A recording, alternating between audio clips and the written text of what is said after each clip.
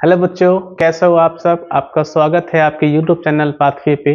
तो एग्ज़ाम का समय जो है वो काफ़ी नज़दीक आ चुका है और बच्चों को मैथ को लेकर परेशान रहते हैं कि मैथ का सवाल एग्ज़ाम में किस तरह से आएगा, क्योंकि ये जो 10th का बोर्ड है ना, वो बच्चों के लिए सबसे फर्स्ट बोर्ड होता है। लाइफ का ये फर्स्ट एग्ज़ाम है और फर्स्ट एग्ज़ाम को वो फेस करने वाले होते हैं और इससे लेकर वो डरे रहते हैं।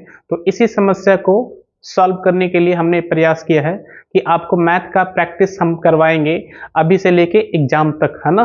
तो अगर आपका मैथ में थोड़ा सा भी प्रॉब्लम होता है या किसी तरह का भी प्रॉब्लम है तो आप क्या करो, इस सेशन को ज्वाइन कर लीजिए जल्द से जल्द, है ना, ताकि आपको मैथ में प्रॉब्लम जो है वो कम से कम एग्जाम में फेस करने के लिए मिलेगा। ठीक है, तो आज हम लोग टॉप 50 क्वेश्चन को देखने वाले हैं जो एग्जाम के पॉइंट ऑफ व्यू से काफी इंपॉर्टेंट है। ठीक है, तो चलो हम लोग अपने सेशन को शुरू करते हैं। और आज का हमारा फर्स्ट क्वेश्चन क्या है, चलिए देखते हैं।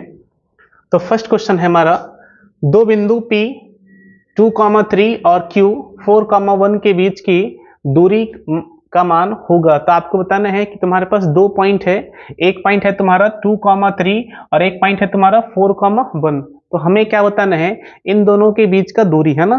तो दूरी के लिए आपने फॉर्मूला पढ़ा होगा कि दूरी क्या होता है। तो दूरी जो होता है हमारा वो होता है under root x1 minus x2 का होल स्क्वायर और प्लस में y1 माइनस y2 का होल स्क्वायर, है ना। ये हमने दूरी का फॉर्मूला पढ़ा है, under root x1 minus x2 का होल स्क्वायर और प्लस में y1 माइनस y2 का होल स्क्वायर। तो हमें कुछ करना नहीं है, हमें सिर्फ वैल्यू को पुट कर देना, है ना। तो अगर आप वैल्यू को पुट कीजिएगा तो क्या आएगा, जरा ध्यान देना बोर्ड पे। ये हमारा हो गया x1 y1, ये हमारा पॉइंट जो है वो है x1 y1 और ये जो पॉइंट है भाई हमारा है x2 और y2, है ना। चलिए, तो क्या है मेरा x1 माइनस x2, ये ऑब्जेक्टिव सवाल है, हम डायरेक्ट करने का प्रयास करेंगे। आपको ध्यान देना, x1 माइनस x2 की बात करेंगे तो हम बताएंगे 2 में से 4 जाएगा ना, 2 माइनस 4।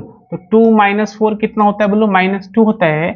और -2 का जब स्क्वायर करेंगे तो क्या आएगा बोलो, 4 आएगा। कितना आएगा बोलो, 4 आएगा। उसी तरह से बताइए, ये y1 कितना है, 3 है और y2 कितना है, 1 है ना। 3 में से 1 जाएगा, कितना बचेगा बोलो, 2।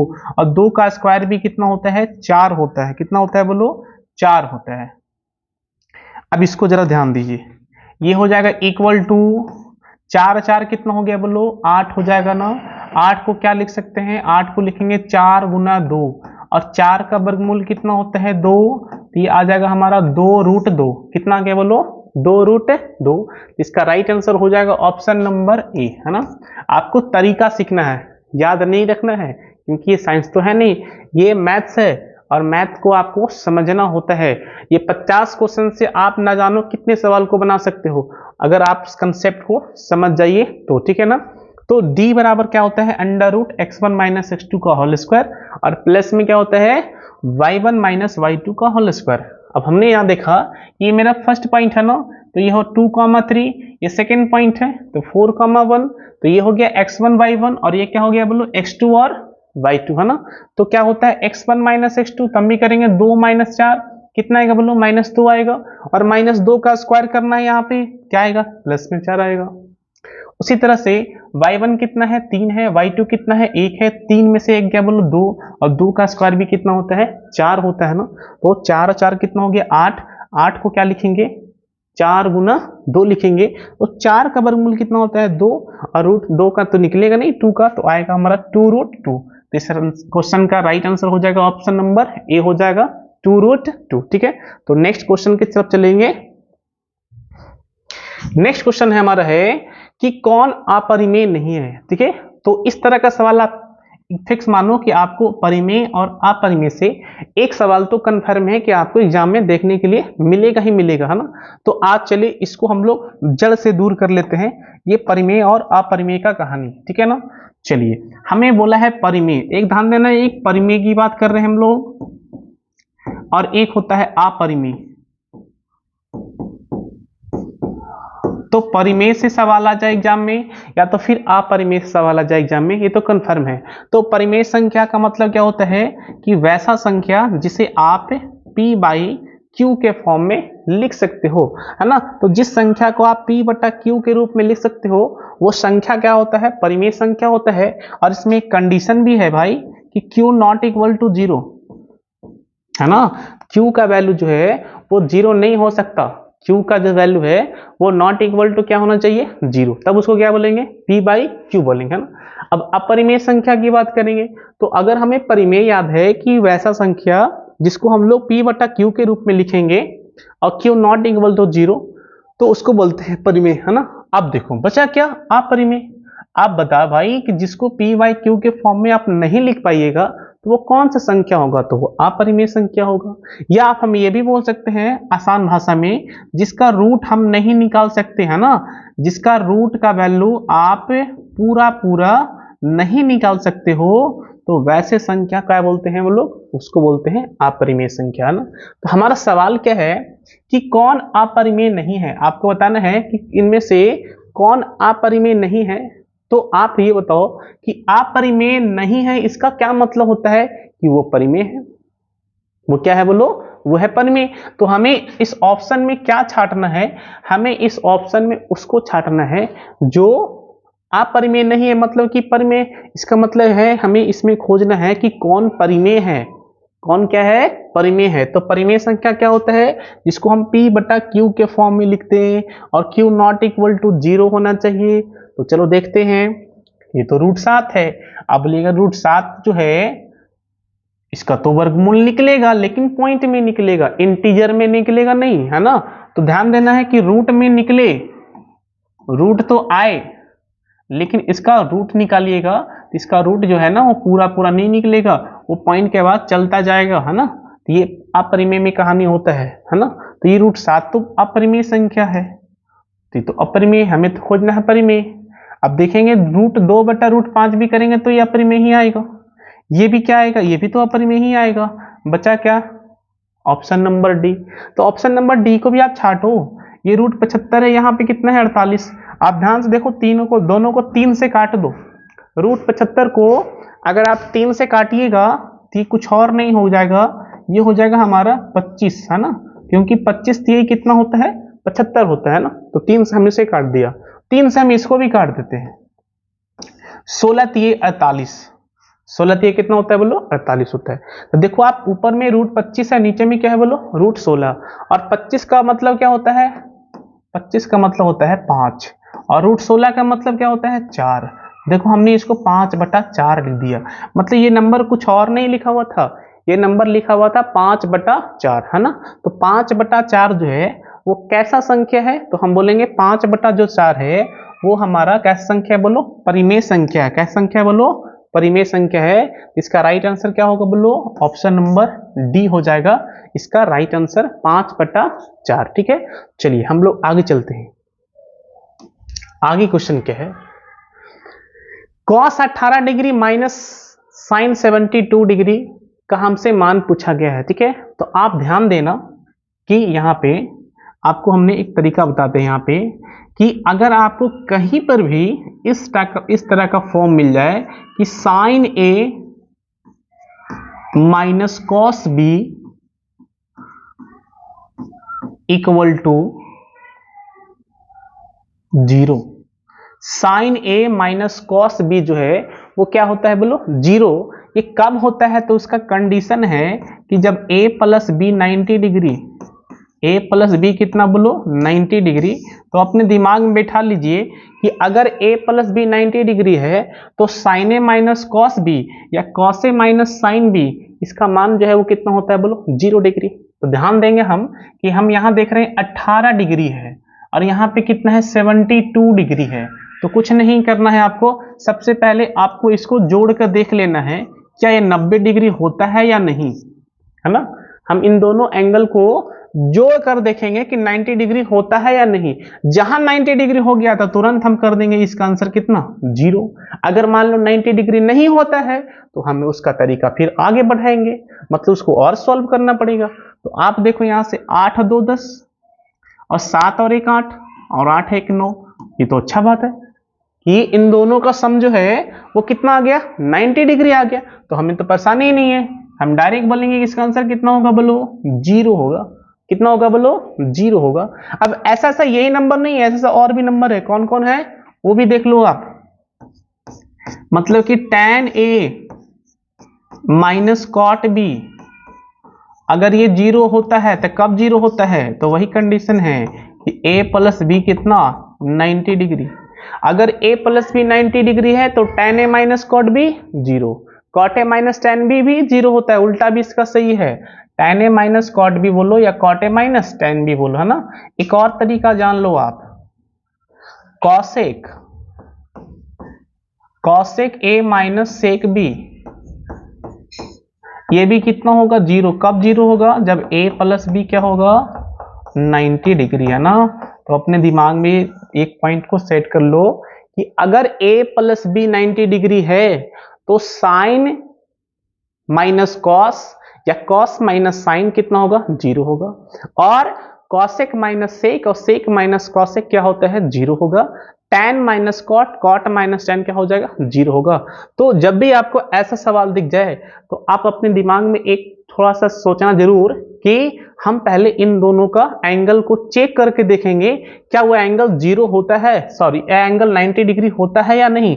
अगर 90 डिग्री हो जाए एंगल तो आप ऑटोमेटिक क्या करना, उसका वैल्यू कर देना 0, क्या कर देना 0 कर दीजिएगा, तो उसका आपका आंसर आ जाएगा ना। तो हम देख रहे हैं कि इन दोनों का सम कितना है 72 डिग्री। तो अगर ये 72 है और ये 18 है तो हमारा 90 आ जाएगा, तो 90 आ जाए तो 0 हो जाएगा, मतलब ऑप्शन नंबर सी हो जाएगा। क्या हो जाएगा बोलो, ऑप्शन नंबर सी हो जाएगा।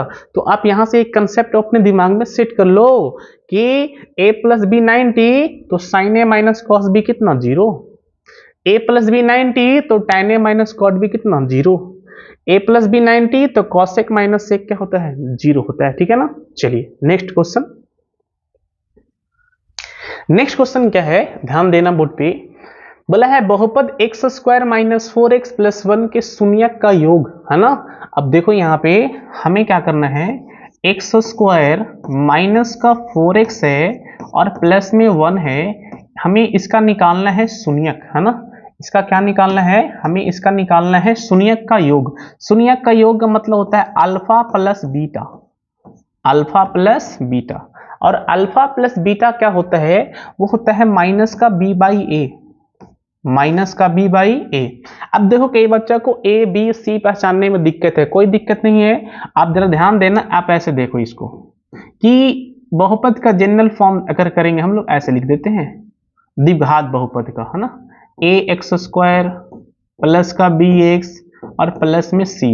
अब आप कंपेयर कर लो कि x का कॉफिशिएंट क्या होता है बोलो, a होता है ना, और x स्क्वायर का कॉफिशिएंट a है और x का कॉफिशिएंट क्या है बोलो b है, और जो नंबर है वो क्या होता है c होता है। तो आज से आप अपने दिमाग में सेट कर लो कि x स्क्वायर का जो कॉफिशिएंट है वो क्या होता है a होता है, और x का कॉफिशिएंट b होता है, और जो नंबर दिख जाए आपको वो क्या होता है c होता है, ठीक है ना। चलिए तो हमें क्या निकालना था, हमें निकालना था अल्फा प्लस बीटा। तो अल्फा प्लस बीटा क्या होता है माइनस का b बाई ए, तो माइनस का b बाई ए करेंगे तो माइनस तो लगा दो पहले। अब b बताओ कितना है, तो बोलेंगे b जो है सर वो माइनस का 4 है, तो यहां से लिखेंगे माइनस का 4, और बटा में a की बात करेंगे तो a जो है वो कितना है, यहाँ पे कुछ नहीं दिखा तो 1 है, तो यहाँ लिखेंगे 1, सॉल्व कर दीजिएगा तो माइनस माइनस प्लस हो जाएगा, ये 4 हो जाएगा, बटे में 1 हो जाएगा, तो इसका मतलब कि 4 हुआ। तो अल्फा प्लस बीटा कितना आ गया बोलो 4 आ गया, कितना आ गया बोलो 4 आ गया, इसका मतलब इसका राइट आंसर हो जाएगा 4, ठीक है। अब यहाँ पे अगर मान लो इसी सवाल में हमें गुणनफल पूछ दे, अल्फा इंटू बीटा पूछ दे, अल्फा इंटू बीटा, तो अगर अल्फा इंटू बीटा पूछ देता है तो हम क्या करेंगे, कुछ नहीं, हम बोलेंगे c बाई ए, क्या बोलेंगे c बाई ए बोलेंगे, है ना। तो c क्या होता है, c जो है वो नंबर है, और यहाँ पे वो नंबर कितना है 1 है ना, और a क्या होता है वो एक्स स्क्वायर का कॉफिशिएंट, एक्स स्क्वायर का गुणांक, जो कि है कितना बोलो 1 है, तो 1 बाई 1 करेंगे कितना आएगा बोलो 1 आ जाएगा, कितना आ जाएगा बोलो 1 आ जाएगा, है ना। तो अगर हमें योग ना पूछ के अगर वो शून्यांकों का गुणनफल पूछ देता तो हमारा आंसर कितना होता बोलो 1 होता। लेकिन सवाल में पूछा क्या गया है, सवाल में हमसे पूछा गया है कि शून्यांकों का योग, और शून्यांकों का योग कितना होता है अल्फा प्लस बीटा होता है और जो होता है कितना माइनस का b बटा a, ठीक है। तो चलिए हम लोग क्वेश्चन नंबर 4 तक पहुंच चुके हैं, अब आगे देखते हैं। क्वेश्चन नंबर 5 क्या है, द्विघात समीकरण 3x² माइनस 2x प्लस 1 और प्लस में 1/3 इक्वल टू 0 के विवेचक का मान होगा, है ना। आपको निकालना है विवेचक, है ना। आप लोग ने जहां भी पढ़ा होगा आपको विवेचक का फॉर्मूला बताया गया होगा कि विवेचक जो होता है उसको हम लोग डिनोट करते हैं d से, और d जो होता है वो होता है b² minus 4ac। b² minus क्या होता है बोलो, b² माइनस 4ac होता है ना। और अभी हमने आपको a b c तो बता दिया कि a क्या होता है, तो बोलेंगे x² का गुणांक, और x² का गुणांक है कितना, तो बोलेंगे यहाँ पे हमें x² का गुणांक मतलब कि a, और a है कितना, तो बोलेंगे 3 है ना। अच्छा b क्या होता है, b जो होता है वो x का गुणांक, और x का गुणांक यहाँ पे कितना दिख रहा है बोलो, वो हमें दिख रहा है -2। कितना दिख रहा है बोलो, हमें दिख रहा है -2। अच्छा एक c क्या होता है बोलेंगे नंबर, और नंबर यहाँ पे कितना दिख रहा है तुम्हें, नंबर जो है वो तुम्हें दिख रहा है 1/3। कितना दिख रहा है बोलो, 1/3। चलिए अब सारे नंबर को यहाँ पे डालो, तो b कितना है -2, -2 का स्क्वायर करेंगे तो आएगा हमारा -2 का स्क्वायर, और माइनस में 4 हो जाएगा ना।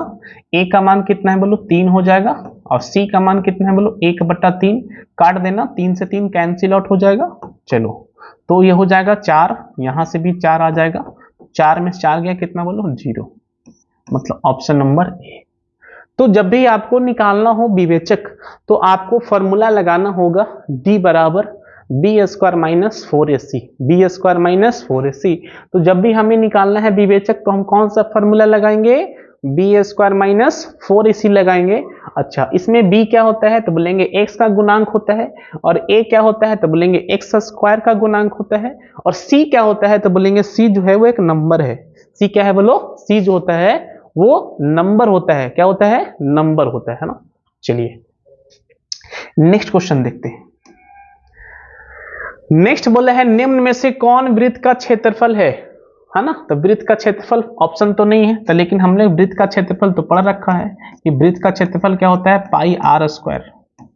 वृत्त का क्षेत्रफल क्या होता है बोलो, πr² होता है ना। अगर मान लो वृत्त का क्षेत्रफल ना पूछ के हम लोग वृत्त का परिधि पूछ दे तो कोई दिक्कत नहीं है, 2πr कर लेंगे।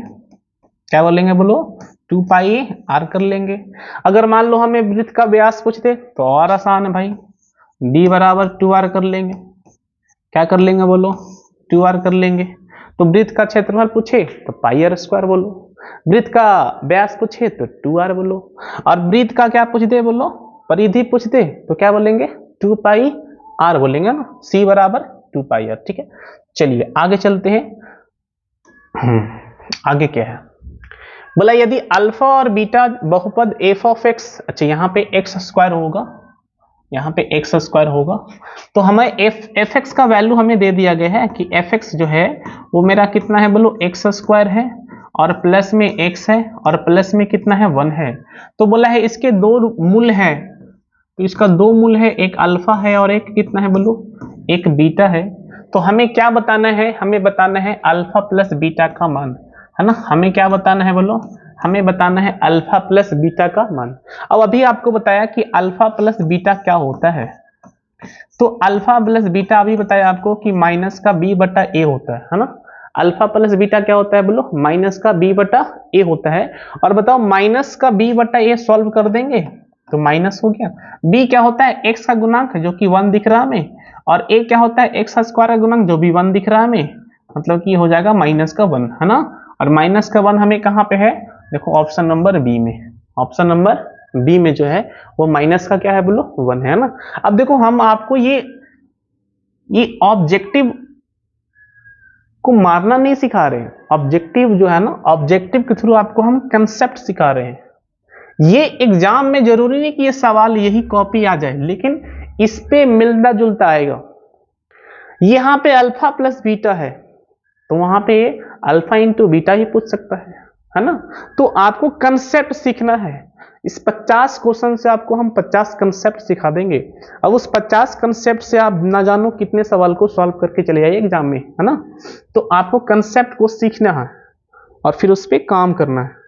नेक्स्ट क्या दिख रहा है कि एक द्विघात बहुपद के मूलों का योगफल तथा गुणनफल हमें दिया हुआ है 2 और -15। देखो योग मतलब अल्फा प्लस बीटा, तो अल्फा प्लस बीटा कितना है बोलो, माइनस का, सॉरी माइनस नहीं है, अल्फा प्लस बीटा जो है वो है हमारा 2 है ना। अच्छा हमें गुणनफल भी दिया हुआ है कि मतलब कि अल्फा इंटू बीटा, तो अल्फा इंटू बीटा जो है वो कितना है बोलो, माइनस का 15 है ना। माइनस का कितना है बोलो, 15 है। हमें करना क्या है, हमें निकालना है द्विघात बहुपद ही निकालना है। तो चलो सब में स्क्वायर होगा, छुटा हुआ है, सारे में स्क्वायर कर लीजिए, सारे में स्क्वायर हो जाएगा है ना। अब देखो जिस बच्चा को अगर ये सवाल आता है ना, तो आप उसको खुद से बना के हमें आंसर दीजिए कि ए होगा, बी होगा, सी होगा या तो फिर डी होता। अगर नहीं भी आता है तो कोई दिक्कत नहीं, आप ध्यान से बोर्ड पे देखो, आज के बाद आपको ये सवाल कंफर्म है ना कि आप सही करके ही आइएगा एग्जाम में, ठीक है ना। चलो आप यहां से एक फॉर्मूला याद रखना कि अल्फा प्लस बीटा और अल्फा इंटू बीटा के मदद से हम बहुपद को कैसे लिखते हैं, तो उसका एक फॉर्मूला होता है एक्स स्क्वायर माइनस का alpha minus alpha into beta और इंटू में एक्स और प्लस में क्या होता है alpha beta, x square minus alpha plus beta into x और प्लस में क्या होता है बोलो अल्फा बीटा है ना।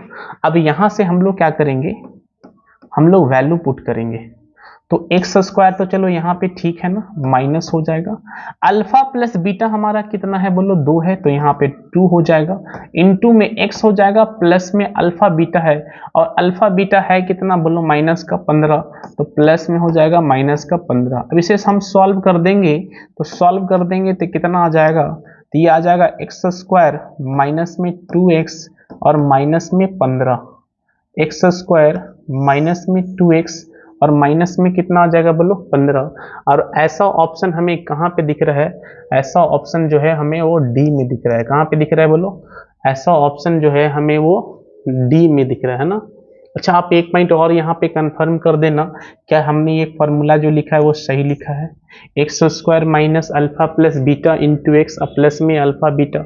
अगर अल्फा बीटा और अल्फा इंटू बीटा अगर आपको पता है ना, तो आप उस द्विघात समीकरण का क्या लिख सकते हो, और उस द्विघात बहुपद को लिख सकते हो ना, किस फार्मूले से, तो इस फार्मूले से लिख सकते हैं,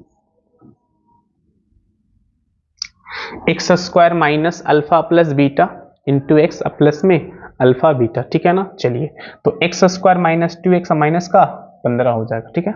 चलिए नेक्स्ट क्वेश्चन की तरफ चलेंगे। नेक्स्ट क्वेश्चन क्या है, के किस मान के लिए समीकरण x plus 2y equal to 7 तथा 2x plus ky equal to 40 समपाती है। देखो यहाँ पे 3 कंडीशन आपको ध्यान देना है, आपको यहाँ पे समपाती की बात किया है, तो 2 लाइन जो है वो समपाती है, इसका मतलब है कि एक ही पर है। जब वो एक ही पे होता है तो कंडीशन क्या होता है, a1 by a2 equal to b1 by b2 equal to c1 by c2 है ना। अगर 2 लाइन समपाती होता है तो कंडीशन क्या होता है कि a1 by a2 equal to b1 by b2 equal to c1 by c2। अच्छा ना, यहां से एक पॉइंट और जान लो कि अगर मान लो कि वो 2 लाइन एक दूसरे को कट करता है तो कंडीशन क्या होता है, a1 by a2 equal to b1 by b2, क्या होता है condition, a1 by a2 not equal to b1 by b2। तो ये यहाँ पे है ना, यहाँ पे दोनों एक दूसरे को कट करते हैं ना, क्या करते हैं बोलो, जब 2 लाइन एक दूसरे को कट करेंगे ना तो वहां पे कंडीशन क्या होगा, a1 by a2 not equal to b1 by b2, ठीक है। लेकिन हमारे सवाल में क्या है, हमारे सवाल में जो है वो समपाती है। समपाती का मतलब क्या होता है कि वो दोनों जो लाइन है वो एक ही पे है, दोनों लाइन जो है वो एक ही है पे है, इसका मतलब कि वो समपाती है। तो अगर वो समपाती है तो ये कंडीशन अप्लाई करेंगे। अच्छा ये कंडीशन अप्लाई करते हैं तो हमें किसका मान चाहिए बोलो, के का मान चाहिए है ना। चलो यहाँ पे हम क्या करते हैं कि हम 2 को बराबर कर लेते हैं ना, a1 by a2 equal to हम कर लेते हैं b1 बाई b2। तो a1 बाई a2 जो है हमने बराबर कर लिया b1 बाई b2 को। आप हमें बताओ कि a1 का मान क्या होता है, तो a1 जो है ना, a1 b1 c1 और A2 B2 और C2। तो A1 का मान कितना है, तो बोलेंगे x का गुणांक जो कि हमें दिख रहा है 1, और A2 मतलब कि यहाँ सेकंड वाले का x गुणांक तो जो कि है हमारा 2, है ना। चलिए B1 का मैं क्या मतलब होता है कि y का गुणांक जो कि हमें दिख रहा है 2, और सेकंड वाले में y का गुणांक कितना है बोलो k है ना। चलिए इसको सॉल्व कर देंगे, क्रॉस कर लो, k को 1 से कीजिएगा तो k को 1 से करेंगे तो k आएगा ना, 2 में 2 से करेंगे तो 4 आ जाएगा।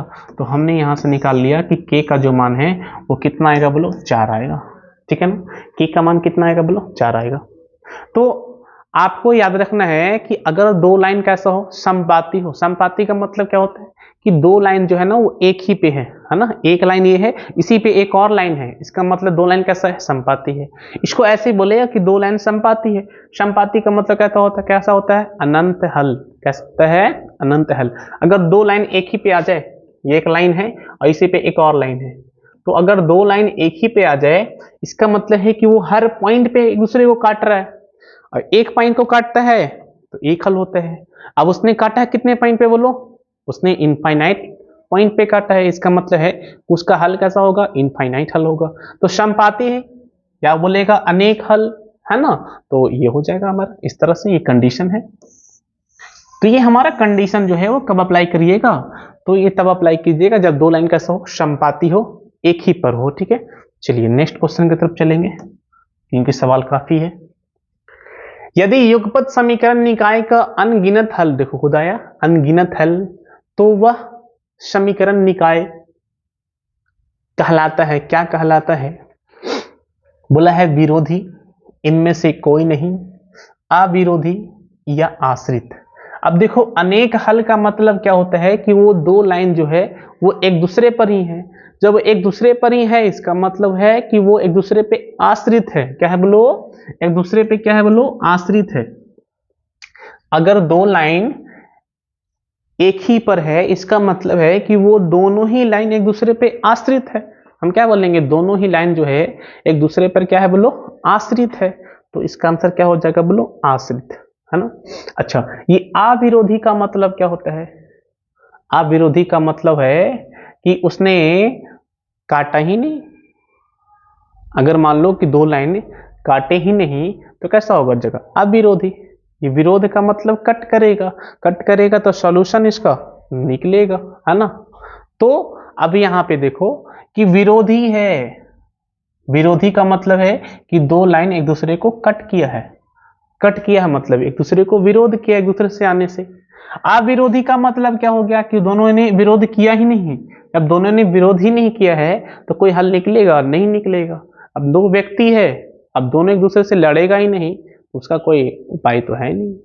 तो ये दोनों एक दूसरे से मिला ही नहीं तो कोई हल मिलने वाला बात ही नहीं है। तो अविरोधी का मतलब क्या होता है कि उसका कोई हल नहीं होगा, है ना। चलिए नेक्स्ट हमारा इसमें क्या था हमारा कि अनगिनत हल का मतलब क्या होता है कि वो दोनों ही क्या है एक दूसरे पे आश्रित होगा ना। हम ऐसे बोलेंगे कि दो लाइन जो है एक दूसरे पर ही है, इसका मतलब है कि दोनों ही एक दूसरे पे क्या है बोलो, आश्रित है, ठीक है। चलिए नेक्स्ट क्वेश्चन की तरफ चलेंगे। नेक्स्ट क्वेश्चन बहुत ही अच्छा है, बोला है 10 एपी है, 10 7 4 इस तरह से ये चलता जा रहा है और हमें निकालना है 30वां पद। कौन सा पद निकालना है, 30वां पद निकालना है, ठीक है ना। तो आप जरा ध्यान दो यहाँ पे कि ये है 10, ये है 7, ये है 4, है ना। तो ये घटता जा रहा है, तो ये घटता जा रहा है तो कहीं ना कहीं फिर माइनस आएगा। तो माइनस आएगा तो 30वां पद कंफर्म है कि प्लस वाला तो मिलेगा ही नहीं, क्योंकि ये घटने वाला सीरीज है और घटने वाला सीरीज है तो 4 तो यहीं दिख रहा है और घटेगा तो 0 पहुंचेगा, है ना। अब उसके बाद फिर वो माइनस में चलेगा, तो ये तो कंफर्म है कि ये दोनों होगा नहीं। अब बचा यहाँ पे, लेकिन हमें तो कंसेप्ट सीखना है। चलिए ऑप्शन तो मारना नहीं है, डायरेक्ट कंसेप्ट क्या है कि एपी है तो ये जो फर्स्ट वाला जो है ना इसको बोलते हैं हम लोग ए। क्या बोलते हैं इसको, ए बोलते हैं ना। तो हम लोग इसको बोलते हैं फर्स्ट वाले को ए बोलते हैं। तो ए का मान हमारा कितना है बोलो, 10 है ना। अब उसके लिए हमें निकालना होगा डी। डी का मतलब होता है सार्व अंतर, है ना, कॉमन डिफरेंस। तो सार्व अंतर कैसे निकालते हैं, तो आगे वाला में से पीछे को घटा दीजिए, आगे वाले में से पीछे को क्या कीजिए, घटा दीजिएगा। कोई भी नंबर पकड़ो उसके जस्ट पीछे वाले को घटा देना है। तो हमने 7 को लिया है और 10 को घटा देंगे तो 7 में से 10 जाएगा, कितना बचेगा बोलो? 3 बचेगा। तो डी का मान हमने निकाल लिया माइनस का 3, है ना। डी का मान कितना आ गया बोलो? माइनस का 3 आ गया। चलो हमें क्या निकालना है? 30वां पद निकालना है। ध्यान देना, 30वां निकालना है तो कैसे निकालेंगे? तो पहले तो आपको ए लिखना है। क्या लिखना है? ए लिखना है। अब इसको एक कम कर दीजिए, तो एक कम कर दीजिएगा तो ये 29 बचेगा, और डी से गुना कर दीजिएगा तो क्या हो जाएगा? ये 29 डी। ठीक है, अब हमें ए भी पता है और डी भी पता है। ए कितना पता है बोलो? 10। और डी कितना पता है बोलो? तो डी जो है वो हमारा है माइनस का 3। सॉल्व कर देते हैं तो ये हो जाएगा 10, माइनस में प्लस से करेंगे माइनस आएगा, 3 में 9 से करेंगे 27 आएगा, और 3 दूना 6 और 6 और 2 8, है ना। सही है, ठीक है। सॉल्व कर देंगे माइनस का 77। तो हमने इसको सॉल्व किया है, कितना आ गया बोलो? माइनस का 77 आ गया। इसका राइट आंसर होगा माइनस का 77, है ना। अब देखो ये अगर मान लो हमसे ये पूछ दे कि हमें बताओ कि 39वां पद क्या होगा, है ना। तो 39वां पद का मतलब क्या होता है, कैसे लिखेंगे? तो सबसे पहले आप ए लिखो। अब इसको एक काम करो, एक काम कीजिएगा तो वो 38 होगा। कितना होगा बोलो? 38 होगा, और डी से गुना कर दीजिए। जैसे मान लो आपको लिखना है 50वां पद, कुछ नहीं करना है, पहले ए लिखना है। अब इसको एक कम कर देना है, एक कम कर देंगे तो 49 हो जाएगा, और डी से गुना कर देना है ना। तो यही आसान सा सवाल है, इसी तरह से आपको अप्लाई करते जाना है ना। कुछ भी पूछेगा तो हम इस तरह से काम कर दें। जैसे मान लो उसका दिमाग फिर गया तो मान लो हमसे पूछ दे कि बताओ 99 क्या हो जाएगा, तब परेशानी है, थोड़ा सा कैलकुलेशन बढ़ जाएगा। तो पहले तो हम ए लिखेंगे, उसके बाद इसको एक कम करेंगे तो 98 हो जाएगा, और उसको डी से गुना कर देंगे। तो ए प्लस कितना बोलो? 98 डी। ए क्या होता है? ए होता है हमारा फर्स्ट टर्म, है ना। तो एपी का जो पहला पद है उसको बोलते हैं ए, स्मॉल ए, है ना। और किसी भी नंबर को ले लो, उसकी जस्ट पीछे वाले को घटा लो। तो आप 7 में से 10 घटाइए, कितना बचेगा? -3। अगर मान लो कोई बच्चा यहां से ले ले तो 4 में से घटा दो 7 को, तो भी कितना बचेगा बोलो? -3 बचेगा। ठीक है, चलिए तो नेक्स्ट क्वेश्चन की तरफ देखेंगे। नेक्स्ट क्वेश्चन क्या है? बोला है यहाँ पे कि एपी का सारवंतर 5 है। देखो हमें सारवंतर, तो सारवंतर क्या होता है? डी, और डी हमारा कितना है बोलो? 5 है। चलिए हमसे पूछा है T18 माइनस T13, है ना। तो हमसे पूछा गया है T18 और माइनस में T13। तो T18 अभी हमने आपको लिखना सिखाया है कि पहले तो आपको ए लिखना है। अब इसको एक कम कर देना है तो 17 हो जाएगा। अब डी से गुना कर देना है तो ये माइनस हो जाएगा, इसका माइनस। इसका कैसे लिखेंगे? पहले ए लिखेंगे, उसको एक कम कर देंगे तो ये 12 हो जाएगा, और फिर डी से गुना कर देंगे, है ना। काफी आसान है। फिर इसको और आगे बढ़ा लो तो ये स्मॉल ए हो जाएगा, ये 17 डी हो जाएगा, और ये माइनस से गुना कीजिएगा तो माइनस का ए हो जाएगा, प्लस माइनस माइनस, और गुना कीजिएगा तो माइनस का 12 डी हो जाएगा। अब ध्यान दो कि यहाँ पे देखो ए और ए कैंसिल आउट हो जाएगा। 17 डी में से 12 डी जाएगा तो कितना बचेगा बोलो? बोलेंगे 5 डी बचेगा। कितना बचेगा बोलो? 5 डी। और डी का मान ऐसा है कि उसने दे रखा था, तो 5 में 5 से गुना कर देंगे तो कितना आ जाएगा बोलो? 25 आ जाएगा। कितना आ जाएगा बोलो? 25 आ जाएगा। तो इसका राइट आंसर हो जाएगा हमारा 25। कितना होगा बोलो? 25। तो हमने इसका आंसर निकाल लिया 25। ठीक है, तो ये तरीका आप ध्यान रखना कि किसी भी टर्म को अगर लिखना है तो पहले तो आपको ए लिखना है, और जिस टर्म को लिखना है उसको एक कम कर देना है और डी से गुना कर देना है ना। चलिए नेक्स्ट देखिएगा। नेक्स्ट क्या है कि बोला जब एपी के प्रथम पद 2 है तथा सारवंतर 3 है तो एपी का तीसरा पद निकालना है भाई। तो 3 पद हमें निकालना है। कितने पद निकालना है? 3 पद। ध्यान देना यहाँ पे कि दूसरा पद भी कितना है बोलो? 2 है, और सारवंतर कितना है बोलो? पहला पद तो 2 है और सार्व अंतर जो है वो 3 है। तो हमें बोला है 3 पद और लिखो, तो बहुत आसान है, ध्यान दीजिएगा। तो पहले तो आप 2 लिख दो, क्योंकि पहला पद उसने खुद बोला है कितना है? 2 है। अब दूसरा पद निकालना है तो ये सार्व अंतर को जोड़ दीजिए। तो 2 में अगर 3 जोड़ दीजिएगा तो 5 आ जाएगा, है ना। 2 में अगर हम 3 जोड़ दें तो कितना आ जाएगा बोलो? 5 आ जाएगा। तो अभी तो हमने एक ही नंबर लिखा है तो 5 आ जाएगा, तो यहाँ 5 लिखना पड़ेगा। ये 5 यहाँ पे आ जाएगा, तो हमने यहाँ पे 5 लिख दिया। ठीक है, अब हमें नेक्स्ट वाला टर्म लिखना है तो फिर से डी को जोड़ देंगे, फिर से डी को जोड़ दीजिए। तो 5 और 3 कितना हो जाएगा बोलो? 8 हो जाएगा। तो यहाँ पे +3 कर देंगे, है ना, तो 8 हो जाएगा। तो अभी एक टर्म लिखा है, फिर दूसरा लिख दिया। अब एक और लिखना है हमें, तो एक और जोड़ देंगे हम। तो इसमें एक और जोड़ दीजिए, तो फिर से हमें 3 जोड़ना होगा। तो 8 और 3 11 हो जाएगा। तो हमने 3 नंबर लिख दिया, 5 8 11। इसका मतलब यहां से क्या हो गया कि अगर आपको नेक्स्ट वाला टर्म निकालना है तो कुछ नहीं करना है, आपको पीछे वाला टर्म में क्या जोड़ देना है, उसका सार्वंतर जोड़ दीजिए, है ना। जैसे पहला पद कितना है बोलो 2 है ना, और इसका सार्वंतर कितना है बोलो 3 है। तो हमें नेक्स्ट पद निकालना है तो कुछ नहीं करना है आपको कि पहला पद में अगर डी जोड़ेंगे तो दूसरा मिलेगा, और दूसरा पद में डी जोड़ेंगे तो तीसरा मिलेगा, अब तीसरा पद में डी जोड़ेंगे तो चौथा मिलेगा, और चौथा में डी जोड़ेंगे तो पांचवा मिलेगा। इस तरह से आपका ये काम चलते जाएगा। तो ऐसा कहाँ पे है 2 5, हाँ 5 8 11, 5 8 11। तो एपी का 3 पद होंगे, तो 3 पद ही पूछा गया है ना, तो 3 पद होंगे, यहाँ तो ऑप्शन ही नहीं है ऐसा कुछ।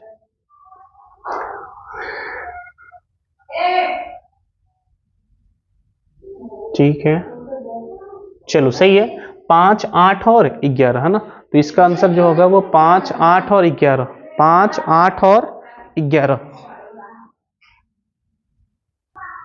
तो ये ऑप्शन में है ही नहीं, है ना। इसका आंसर क्या होगा 5 8 और 11, है ना, क्योंकि हमें एपी का प्रथम पद कितना था 2, और सार्वंतर कितना था 3, तो हमें एपी के 3 पद होंगे, हमें 3 पद लिखना था ना, तो 3 पद ही लिखना था। इसका मतलब है, उसका पूछने का मतलब ये हो गया कि 3 पद लिखना है, तो 3 पद है क्या बोलो, नेक्स्ट 3 पद नहीं, हमें 3 पद ही बोला है, तो 3 पद जो है वो 2 5 8 है ना, ऐसा ऑप्शन में है 2 5 और 8। अगर इसी सवाल को अगर वो बोल दे कि नेक्स्ट 3 पद लिखे, अगला 3 पद भी लिखे, तो पहला तो खुद बताया है कि 2 है, तो अगला पूछता है ना, तो अगला का आंसर ये था 5 8 और 11, 5 8 और 11। ठीक है, चलिए नेक्स्ट हम लोग आगे चलेंगे। आगे क्या है कि हमें एपी दिया हुआ है और हमें क्या निकालना है, सार्वंतर। सार्वंतर कैसे निकालना सिखाया आपको कि आप किसी भी नंबर को पकड़ लो, जैसे हमने एक नंबर पकड़ लिया 16, है ना, तो 16 के जस्ट बगल में कौन है बोलो, तो 16 के जस्ट बगल में है 10 भी और 22 भी, तो हमें आगे नहीं जाना है, हमें पीछे जाना है। तो हमें क्या करना है कि 16 में से इसको घटा देना है ना, तो जैसे ही आप 16 में से 10 को घटाइएगा तो जो भी आता है वो क्या कहलाता है, सार्वंतर कहलाता है।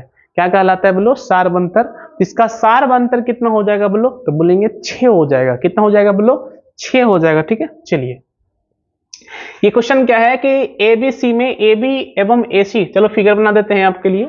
एक हमारे पास एक एबीसी ट्रायंगल है, ए बी और सी, तो एक ट्रायंगल है ए बी सी, है ना। बोला है ए बी एवं ए सी के मध्य बिंदु, तो ए बी का मध्य बिंदु है डी और इसका मध्य बिंदु है ई। चलिए जब इन दोनों को मिलाएंगे तो एक लाइन बनेगा हमारा डी ई। तो बोला है कि डी जो है वो पैरेलल है किसका बोलो, बीसी का, है ना।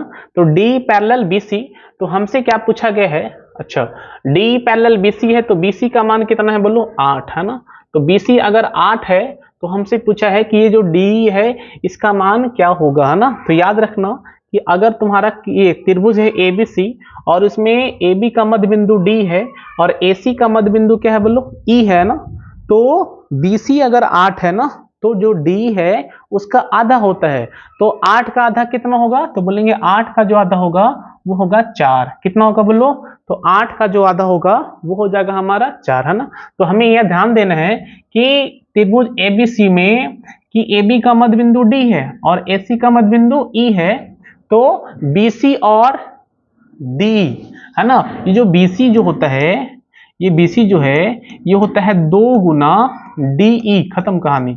BC क्या होता है 2 गुना DE, तो BC मेरा कितना था 8 था ना, तो 2 गुना DE कर लेंगे, तो DE हम यहां से निकाल लेंगे, 2 से काट देंगे 4 बार में, तो DE का मान यहां से कितना आ जाएगा बोलो, तो DE का मान यहां से आ जाएगा 4 सेंटीमीटर, है ना। 4 सेंटीमीटर ऑप्शन में है, हाँ ऑप्शन में है, ऑप्शन नंबर सी। ठीक है, चलिए नेक्स्ट क्वेश्चन पर चलते हैं। नेक्स्ट क्वेश्चन क्या है हमारा, ये क्वेश्चन है हमारा कि दो समरूप त्रिभुज की भुजाएं 4:9 के अनुपात में है, तो इन त्रिभुज के क्षेत्रफल का अनुपात क्या होगा। तो काफी आसान सवाल है कि अगर भुजा का अनुपात 4:9 है ना, ये भुजा का अनुपात है, तो अगर हमें क्या इसका निकालना है बोलो, क्षेत्रफल का अनुपात जब निकालना है तो कुछ नहीं करना, आपको भुजा वाले का स्क्वायर कर देना है। तो 4 का स्क्वायर कितना होता है 16 और 9 का स्क्वायर कितना होगा 81। 4 का स्क्वायर कितना होता है 16 और 9 का स्क्वायर कितना होता है 81। तो करना ये है कि अगर आपको भुजा का दिया हुआ है रेशियो है ना, और क्षेत्रफल का निकालना है तो क्षेत्रफल में हमें स्क्वायर कर देना होता है। और इसका उल्टा भी पूछ देगा, अगर हमें भुजा से कहाँ जाना हो, क्षेत्रफल के पास, है ना, तो हमें स्क्वायर कर देना होना। तो कुछ नहीं करना, 4 का स्क्वायर 16, 9 का स्क्वायर 81। लेकिन अगर मान लो हमें ये सवाल में दे दिया जाए, हमें सवाल में दे दिया जाए कि हमारा जो है क्षेत्रफल का अनुपात है 100 और अनुपात 121, और हमें निकालना है भुजा का अनुपात। तो भुजा का जब अनुपात हमें निकालना है तो हमें रूट करना होगा।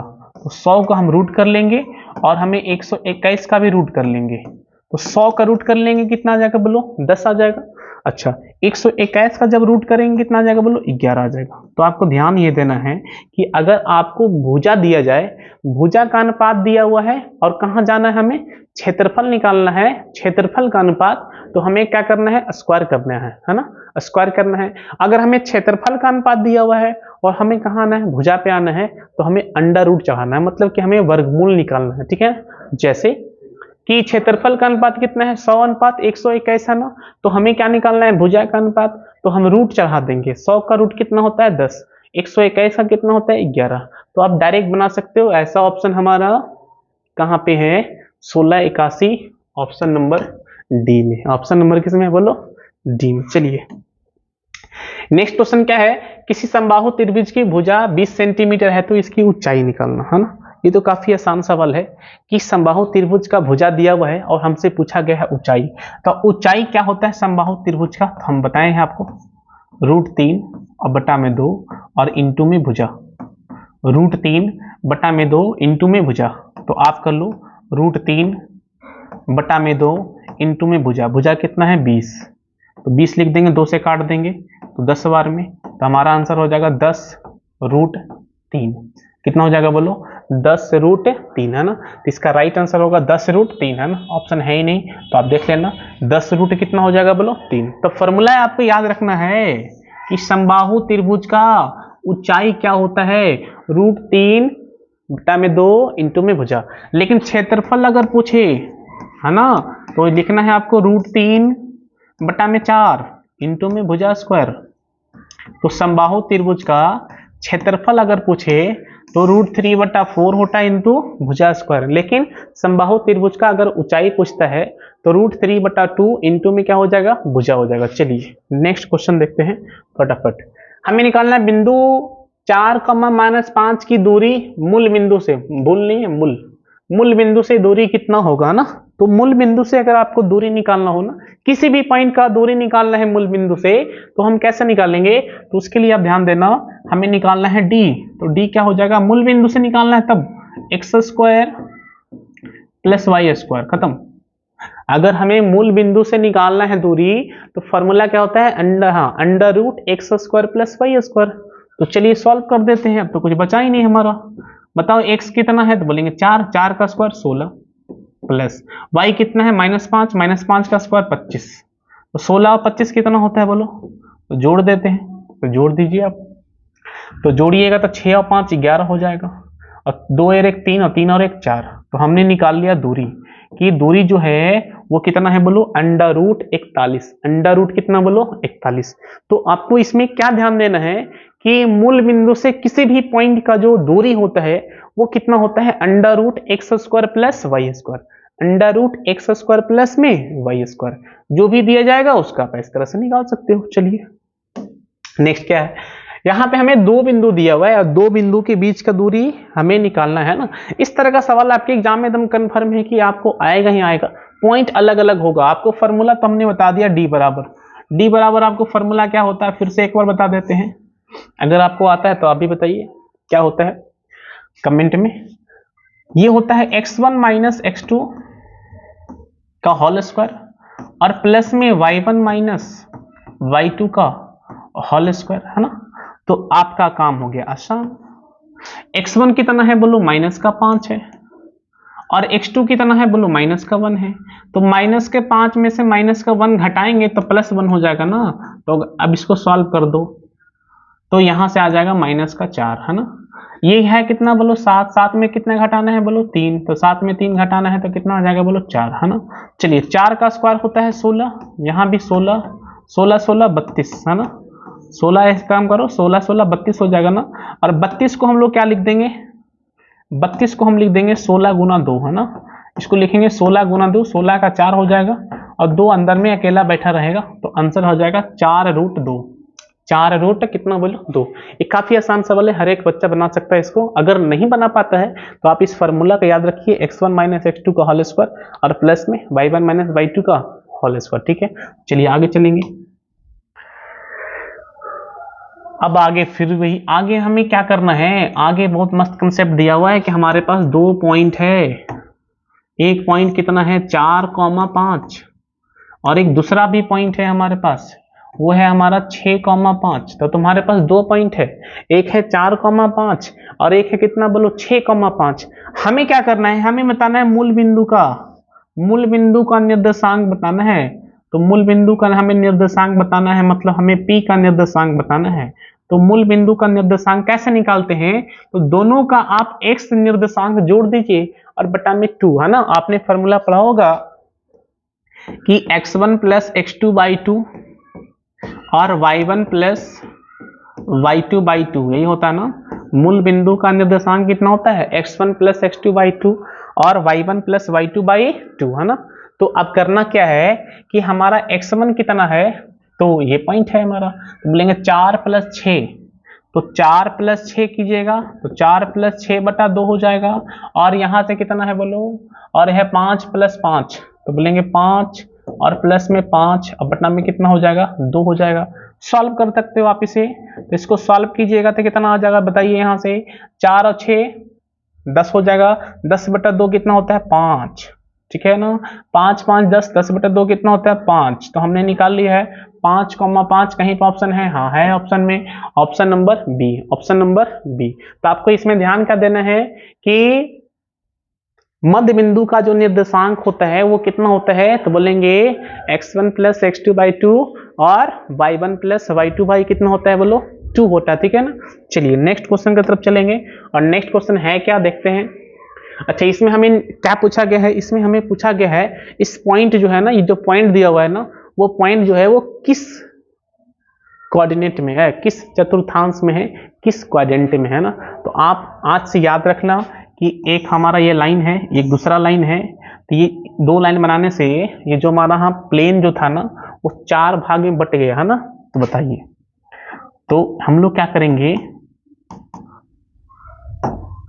इसको बोलेंगे फर्स्ट, इसको बोलते हैं सेकंड, इसको बोलते हैं थर्ड, इसको बोलते हैं 4, है ना। तो फर्स्ट क्वाड्रेंट में जो नंबर होता है वो साइन होता है, वो होता है प्लस प्लस, याद रखिएगा। फर्स्ट में क्या होता है प्लस और प्लस, सेकंड में बढ़ेंगे तो माइनस प्लस, माइनस और प्लस, थर्ड में जाएंगे तो माइनस माइनस, और 4 में जाएंगे तो हो जाएगा प्लस और माइनस। तो ये फिगर जो है वो अपने दिमाग में फिक्स कर लो, तो आपका एक नंबर जो है ना वो आपका फिक्स हो जाएगा कि एक नंबर तो कंफर्म हो जाएगा अगर इतना पॉइंट हम दिमाग में सेट कर लेते हैं कि फर्स्ट में दोनों plus, minus plus, minus minus और प्लस माइनस। अब ध्यान दो कि यहाँ पे क्या है, माइनस है और माइनस है, और माइनस कहाँ होता है बोलो थर्ड में होता है, और थर्ड को बोलते हैं तृतीय। क्या बोलते हैं थर्ड को, हम लोग थर्ड को बोलते हैं तृतीय, ठीक है ना। चलिए क्वेश्चन नंबर 24 क्या है, यहाँ पे 2 सवाल है, 24 भी यहीं पे है। बोला है y अक्ष पर स्थित किसी बिंदु का नियमांक या नियतांक क्या होता है। तो अगर हम y अक्ष पे हैं तो y अक्ष पे चाहे आप कोई भी पॉइंट ले लो, उसका जो x कोऑर्डिनेट होगा वो हमेशा क्या होगा बोलो 0 होगा। क्या होगा बोलो 0 होगा, क्योंकि y पे है, तो y पे है तो उसका x मान कितना होगा 0। लेकिन अगर वो x पे है तो उसका y मान कितना होता है 0। तो y अक्ष पे x का किसी भी पॉइंट का x कोऑर्डिनेट जो होता है वो कितना होता है 0, और x अक्ष पे किसी भी पॉइंट का जो y कोऑर्डिनेट होता है वो कितना होता है बोलो 0 हो जाता है। इसका राइट आंसर हो जाएगा हमारा 0। चलिए नेक्स्ट देखते हैं। नेक्स्ट है हमारा tan थीटा, ये e नहीं है भाई, ये थीटा है। tan थीटा का मान कितना है बोलो √3। ये तो वैल्यू आपको याद होना चाहिए, इसमें कोई तो उपाय है नहीं कि tan थीटा √3 कितना पे होता है, तो आपको पता होना चाहिए 60 पे होता है। कितने पे होता है बोलो 60 पे होता है। तो tan थीटा का मान √3 जो है वो कितना पे होता है 60 पे होता है, तो इसका राइट आंसर हो जाएगा 60, है ना। चलिए ये है साइन पाई बाई 4, देखो साइन पाई बाई 4 है और कॉस पाई बाई 4 है। अब देखो साइन और कॉस आ गया, यहाँ पे एंगल है, क्या इन दोनों एंगल का सम 90 है? बोलेंगे हाँ है, कि पाई बाई 4 का मतलब 45 होता है और ये भी 45 है, 45 और 45 90 डिग्री। इसका मतलब है कि इसका वैल्यू कितना आएगा बोलो? लड्डू आएगा, मतलब 0 आएगा। कितना आएगा बोलो? 0 आएगा। अगर दो एंगल का सम 90 डिग्री है और साइन और कॉस है, दोनों में माइनस का है ना, साइन और कॉस हो जाए और बीच में साइन किसका हो जाए बोलो? माइनस का, तो उसका वैल्यू कितना होता है? 0 होता है। ठीक है, चलिए इसमें हमने एक्सप्लेन किया था काफी ज्यादा। ये क्या है? 7 sign square theta plus 3 cos square theta बराबर 4। तो हमें इसका मान निकालना है, निकाल लेंगे आसानी से। आप ध्यान देना, ये 7 है ना, 7 साइन स्क्वायर थीटा है, चलो 7 साइन स्क्वायर थीटा और प्लस में बोलो 3 कॉस स्क्वायर थीटा।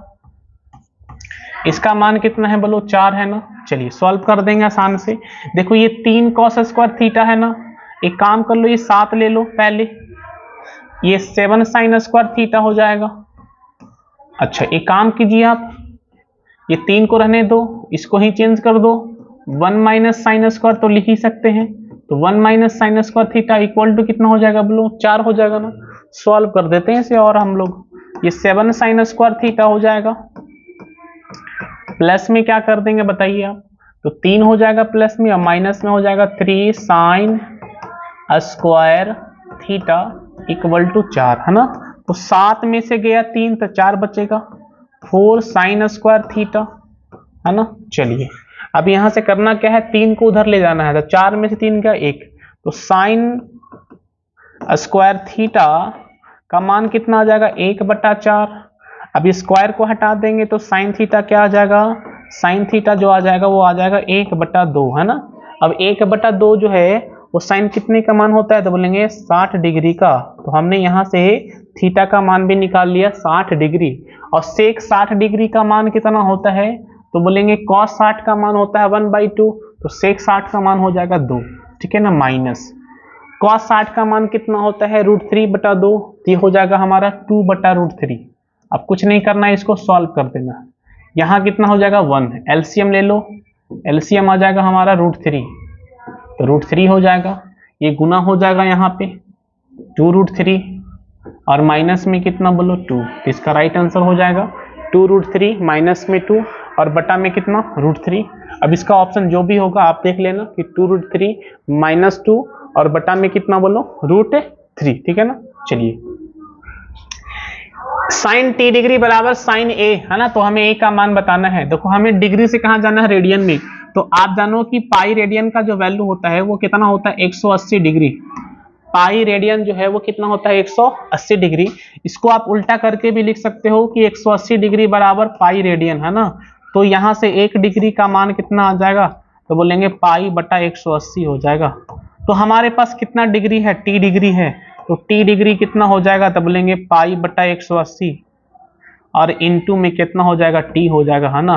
t वही x है, यहाँ पे x है, ये x है, तो यहाँ पे x लिख देंगे, तो यहाँ पे हम x लिख देंगे, x डिग्री। तो यहाँ से हमारा क्या आ गया? पाई x बटा 180, तो पाई x बटा 180 देखो ऑप्शन नंबर डी में, इसका राइट आंसर हो जाएगा पाई x बटा 180। अब कुछ यहाँ पे आसपास में हल्ला हो रहा है, थोड़ा सा आप इसको एडजस्ट कीजिएगा, है ना। चलिए क्वेश्चन नंबर हम लोग 28 तक पहुंच चुके हैं। चलिए फटाफट देखते हैं क्वेश्चन नंबर 29। क्वेश्चन नंबर 29 क्या है, जरा इसको जरा ध्यान दीजिए। बोला यदि सूरज की किरण का झुकाव 45 डिग्री से कितना हो जाता है? बोलो 60 डिग्री। तो ये 45 डिग्री से हो गया कितना? बोलो 60 डिग्री। तो हमें बताना है मीनार की छाया की लंबाई जो है वो 25 मीटर घट जाती है ना। तो हमें बताना है कि मीनार की ऊंचाई मीटर में कितना होगा, है ना। तो मीटर में बताना है, जरा ध्यान दीजिए कैसे बनाएंगे।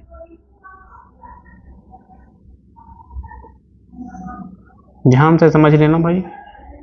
तो पहले जो था वो एंगल कितना था? बोलो 45 था ना। अब वो कितना हो गया? बोलो 60 हो गया। जब वो 45 से 60 हो जाता है तो हमारा जो छाया की लंबाई है वो कितना कम जाता है? बोलो 15 मीटर कम जाता है। इसका मतलब ये लेंथ कितना हो जाएगा? बोलो 15 मीटर हो जाएगा। हमें क्या निकालना है? ये लेंथ निकालना है ना। तो जरा ध्यान दीजिएगा कि तुम्हें एक बड़ा सा ट्रायंगल दिख रहा है, एक बड़ा सा ट्रायंगल है ए बी और ये सी। तो ए बी सी में देखो कि ये एंगल कितना है 45 डिग्री है ना। तो अगर ये 45 डिग्री है तो अगर मान लो हमने इसको मान लिया है x से, तो ये भी कितना हो जाएगा बोलो x हो जाएगा। क्यों x हो जाएगा? क्योंकि 45, ध्यान देना आपसे कि अगर ये एंगल 45 है तो ये x है तो ये भी कितना होगा x होगा, सिंपल।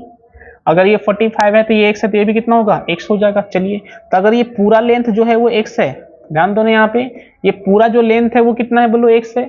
अच्छा, ये लेंथ कितना है बताओ, ये यहाँ से यहाँ, ये यहाँ से यहाँ जो लेंथ है वो 15 है, तो ये लेंथ कितना आ जाएगा, यह आ जाएगा हमारा 15 माइनस में x, 15 माइनस में कितना बोलो x आ जाएगा। अब इसको सॉल्व कर देना है, कुछ नहीं करना है आपको, इस ट्रायंगल में सॉल्व कर देना है।